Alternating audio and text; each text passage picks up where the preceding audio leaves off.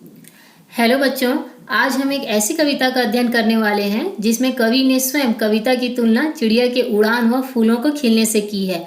वह अंत में कविता को बच्चों के खेल के समान आनंदपूर्ण और भेदभाव रहित बताया है। अपनी इन्हीं भावनाओं को व्यक्त करते हुए कवि श्री कुंवर नारायण जी ने कविता के बहाने नामक शीर्षक सुंदर कविता की रचना की है। अगर आपको ये वीडियो पसंद आए तो मेरे चैनल टीच इन हिंदी को लाइक एवं सब्सक्राइब जरूर करें व अपने क्लासमेट को शेयर करें।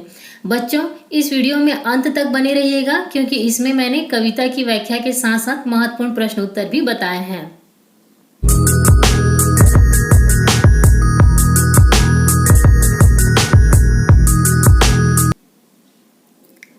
बच्चों, अब चलते हैं हम पाठ की ओर, जिसका शीर्षक है कविता के बहाने और कवि है कुंवर नारायण जी। अब पद्य। कविता एक उड़ान है चिड़िया के बहाने, कविता की उड़ान भला चिड़िया क्या जाने। बाहर भीतर इस घर उस घर, कविता के पंख लगा उड़ने के माने, चिड़िया क्या जाने। आप स्क्रीन पे देख ही रहे होंगे, इसमें संदर्भ, प्रसंग और व्याख्या सारी चीजें दिखाई दे रही है। आप इसे नोट कर सकते हैं। पहले ध्यान देंगे संदर्भ में। प्रस्तुत पद्यांश हमारी पाठ्य पुस्तक आरोह भाग 2 के कविता के बहाने शीर्षक से लिया गया है। इसके कवि कुंवर नारायण जी हैं। अब इसके प्रसंग में कवि कह रहे हैं कि उन्होंने इसमें कविता की तुलना चिड़िया के उड़ान से की है। अब चलते हैं व्याख्या की ओर। मैं इसे आपको पढ़ के सुना दे रही हूँ। इस पद्य में कवि कुंवर नारायण जी कह रहे हैं कि कविता भी चिड़िया के जैसे उड़ान भरती है, लेकिन कविता की उड़ान से चिड़िया की उड़ान अलग होती है, क्योंकि चिड़िया अपनी एक निश्चित सीमा तक उड़ती है। वह कभी इस घर के बाहर तो कभी उस घर के भीतर उड़ती है, किंतु कविता में कवि के भाव और विचारों की उड़ान होती है जिसकी कोई सीमा नहीं होती। इसलिए कवि कहते हैं कविता कवि के भावना और कल्पना के पंख लगाकर इस घर के भीतर व कभी घर के बाहर अनंत आकाश तक उड़ती है, जिसके बारे में चिड़िया भी नहीं जानती। तो इस कविता का सार ये है कि कुंवर नारायण जी कह रहे हैं कि कविता की उड़ान और चिड़िया की उड़ान दोनों में अंतर है। चिड़िया को आप लोगों ने देखा होगा कि एक निश्चित सीमा तक उड़ सकती है, कभी इस घर के भीतर, कभी उस घर के बाहर, कभी पेड़ों की डंगाल में, तो कभी और कहीं, है ना। जैसे हम दाना देते हैं तो वहां पे आ जाती है, तो उसकी उड़ान एक सीमित जगह तक ही होती है। लेकिन यहाँ पे कवि ने बहुत ही अच्छे ढंग से कहा है कि कविता जो होती है वे कवि के मन मस्तिष्क में एक बार उभरने के बाद उसके भाव विचारों की संख्या क्या है, बढ़ती ही जाती है, और वे अपने कल्पना के पंख लगाकर कविता की ऊंचाइयों को और आसमान से आगे अनंत आकाश तक पहुंचा देते हैं। इसके बारे में चिड़िया भी उड़ान भरती है, लेकिन कविता की उड़ान को चिड़िया भी नहीं समझ सकती, क्योंकि कविता की जो उड़ान होती है उसकी कोई भी सीमा नहीं होती। बस यही भाव को इसमें कवि ने स्पष्ट किया है। अब चलते हैं दूसरे पद्य की ओर। कविता एक खिलना है फूलों के बहाने, कविता का खिलना भला फूल क्या जाने। बाहर भीतर इस घर उस घर, बिना मुरझाए महकने के माने, फूल क्या जाने। तो इसका संदर्भ पूर्वानुसार ही रहेगा। और प्रसंग देखते हैं। इस पद्य में कवि ने कविता की तुलना फूलों से की है, जैसे आपने पद्य में ही पढ़ लिया है। अब इस चलते हैं इसकी व्याख्या की ओर। इस पंक्ति में कवि कुंवर नारायण जी कह रहे हैं कि कविता का खिलना फूलों के खिलने के समान है, लेकिन दोनों के खिलने में थोड़ा अंतर है। फूल खिलने के बाद अपनी खुशबू घर के अंदर और बाहर फैलाती है और कुछ दिनों तक महकने के बाद वह एक दिन मुरझा जाती है, किंतु कविता एक बार कवि के हृदय में उत्पन्न होने के बाद लंबे समय तक लोगों के हृदय में, मन मस्तिष्क में अपनी जगह बनाए रहती है। वह मुरझाती नहीं है और ना ही कभी मरती है, बल्कि लोगों के दिलों में, जुबान में जीवित रहती है, जिसके बारे में फूलों को भी पता नहीं होता। आप लोगों ने भी देखा होगा कि जैसे फूलों को खिलते हैं, आप लोगों ने देखा होगा, आपने अपने घर में फूल लगाते हैं, फूल खिलते हैं, खिलने के बाद वो क्या है, अपनी खुशबू से सारे घर को महका देते हैं। लेकिन कुछ दिन के बाद देखते हैं कि धीरे धीरे धीरे फूल मुरझाने लग जाती है और उसकी खुशबू समाप्त हो जाती है। लेकिन कविता जो है वो एक बार कवि के हृदय में प्रस्फुटित, जिस तरह से फूल जो है वो कली से फूट के खिलते हैं, है ना, तो उसी तरह कविता भी कवि के मन में ही फूट पड़ते हैं और खिलने लगते हैं। लेकिन ये एक बार खिलने के बाद सबके हृदय में, मन मस्तिष्क में अपनी जगह बनाए रखते हैं और वो कभी नहीं मरते, बल्कि लोगों के दिलों में और उनके जुबानों में जीवित रहते हैं और इसके बारे में फूलों को भी पता नहीं होता। अब चलते हैं अंतिम पद्य की ओर। कविता एक खेल है बच्चों के बहाने, बाहर भीतर यह घर वह घर, सब घर एक कर देने को माने, बच्चा ही जाने। इसका संदर्भ भी पूर्वानुसार ही रहेगा। और प्रश्न, इस काव्य में कवि ने बच्चों के खेल से कविता की तुलना की है।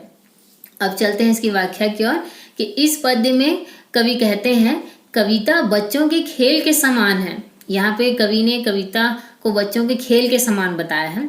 बच्चे अनेक प्रकार का खेल खेलते हैं, कभी घर के अंदर तो कभी बाहर, कभी अपने घर तो कभी दूसरों के घर, अर्थात अपने पराये का भेदभाव किए बगैर वो सबके साथ पूरे मन व प्रेम से खेलते हैं। उसी प्रकार कवि अनेक शब्दों, भावों, विचारों और कल्पनाओं से खेलते हुए एक सुंदर व आनंद देने वाली काव्य की रचना करता है। कवि काव्य की रचना करते समय अपने पराये का भेदभाव नहीं करता, बल्कि अनेकता में एकता का संदेश देता है। इस एकता और अपनेपन के भाव को सिर्फ बच्चे ही जानते हैं। इसमें अंत में कवि ने बहुत ही अच्छे ढंग से इस कविता के बारे में कहा है। जैसे पहले तो आपने देखा कि कविता की तुलना जो है वो चिड़िया की उड़ान से की, बाद में फूल के खिलने से की, लेकिन अंत में बच्चों के खेल के समान बताया है कविता को, है ना।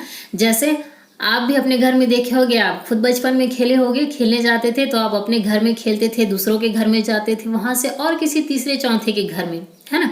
तो जब ये खेल बच्चे खेलते हैं तो उसमें वो अपने पराये का भेदभाव नहीं करते, वो सबके साथ पूरे मन से आत्मीयता के साथ खेल खेलते हैं, है ना। वो ये नहीं जानते कि ये घर किस जाति का है या वे किस धर्म के हैं। वो लोगों में जाति, धर्म, अपने परायेपन का भेदभाव नहीं करते। उसी प्रकार कवि भी क्या करता है, अपने शब्दों, भाव और विचारों और कल्पनाओं से खेलते हुए एक बहुत ही सुंदर सी कविता का रचना करता है, जो बहुत ही ज़्यादा आनंद देने वाली होती है। लेकिन वो भी काव्य की रचना करते समय उसमें अपने पराये का भेदभाव नहीं करते, बल्कि उसमें क्या करते हैं कि सारे अनेक चीज़ों को वो अलग अलग जगह से, आपने देखा होगा कभी प्रकृति से लेके, कभी जड़ चेतन अवस्था से लेके, तो कभी इतिहास परक की बातों से लेके सभी बातों को मिला के वो एक कविता की रचना करते हैं, है ना। उसको हम ये कह सकते हैं कि अनेकता में एकता का भाव, तो वो भी उसका अपनी कविता में भेदभाव नहीं करता, है ना, बल्कि अपनी कविता के माध्यम से क्या करता है, सभी को एकता और अपनेपन के भाव का संदेश देता है। और इसी एकता और अपनेपन के भाव को सिर्फ बच्चे ही जानते हैं। यही इस कविता में कवि ने कहा है। और इस पूरे कविता का अर्थ यही है कि कविता को एक बार चिड़ियों की उड़ान से तुलना की है, दूसरे में फूल के खिलने से तुलना की है, और तीसरे में बच्चों के खेल के समान कविता को बताया है। बच्चों, कविता की व्याख्या पूरी हुई। आपको कविता की व्याख्या तो समझ में आ ही गई होगी, आप उसकी तैयारी अच्छे से कर लेंगे और उसे नोट भी कर लेंगे। अब चलते हैं हम महत्वपूर्ण प्रश्न उत्तर की ओर, जो इसी कविता से संबंधित है। तो पहला प्रश्न है, इस कविता के बहाने बताएं कि सब घर एक कर देने के माने क्या है। मतलब सब घर को एक कर देने का मतलब क्या है। हम अंत पद की व्याख्या किए थे, उसी की पंक्ति का है ये क्वेश्चन। इस कविता के बहाने में सब घर एक कर देने के माने से कवि का मतलब है किसी से भेदभाव नहीं रखना, सबके साथ मिलजुल कर रहना। बच्चों का मन ऐसा ही होता है, वे खेलने के समय जाति, धर्म, ऊंच नीच, अमीर गरीब जैसे भेदभाव से दूर रहते हैं। कवि के अनुसार कविता भी एकता और अपनेपन का भाव लिए हो, जिसमें अपने पराये का भेदभाव ना हो, बल्कि एकता और समरसता का संदेश हो।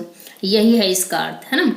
अब दूसरा क्वेश्चन है, उड़ने और खिलने का कविता से क्या संबंध है। उड़ने मतलब कविता की उड़ान, है ना, और खिलने का मतलब फूलों के खिलने से क्या मतलब है, ये कह रहे हैं। तो इसका उत्तर है, उड़ने और खिलने का कविता से गहरा संबंध है। कविता में उड़ने का अर्थ कल्पना से है, कविता की कल्पना, है ना, तथा खिलने का अर्थ विकसित भावों का प्रतीक है।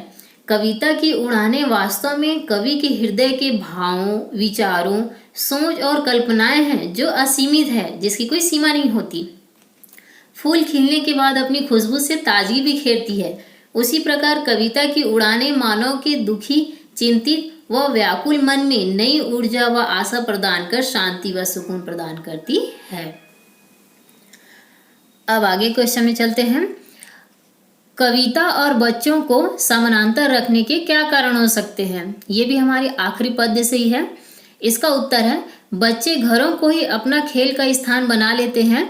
उनका खेल एक घर तक सीमित नहीं होता, वो सब घर को एक कर देते हैं। कविता भी बच्चों के खेल के समान है। कवि घर, बाहर, प्रकृति, जड़ चेतन, काल, इतिहास जैसे अनेक विषयों पर काव्य लेखन कर सकता है। कविता भी बच्चों के खेल की तरह लोगों में एकता की स्थापना करती है। इस कारण कविता और बच्चों को समानांतर कहा गया है। अगला क्वेश्चन है, कविता के संदर्भ में बिना मुरझाए महकने के माने क्या होते हैं? बिना मुरझाए मतलब वो मुरझाया भी नहीं है लेकिन उसके बाद भी उसकी महक है ना? ये हमने दूसरे पद्य में पढ़ा था। इसका उत्तर है फूल जब खिलता है तो अपनी महक चारों ओर बिखेर देता है। कुछ दिनों के बाद जब वो मुरझा जाता है तो उसकी खुशबू समाप्त हो जाती है। कविता की महक कभी समाप्त नहीं होती, अर्थात उसका प्रभाव हमेशा के लिए बना रहता है। उसका आनंद सभी लोग देश कालों में ले सकते हैं। कविता के संदर्भ में बिना मुरझाए महकने के माने का यही अर्थ है। इसका अर्थ मतलब जो इसका उत्तर है उसको आप इस पद्य के अर्थ में भी अच्छे से समझ सके होंगे। तो ये रहा आपका महत्वपूर्ण प्रश्न उत्तर। तो आप प्रश्न उत्तर को भी नोट कर लेंगे और अच्छे से तैयारी करेंगे। बच्चों, आपको अगर ये वीडियो पसंद आई होगी तो आप लाइक एवं सब्सक्राइब जरूर करें व साथ में अपने क्लासमेट को भी शेयर करें। धन्यवाद।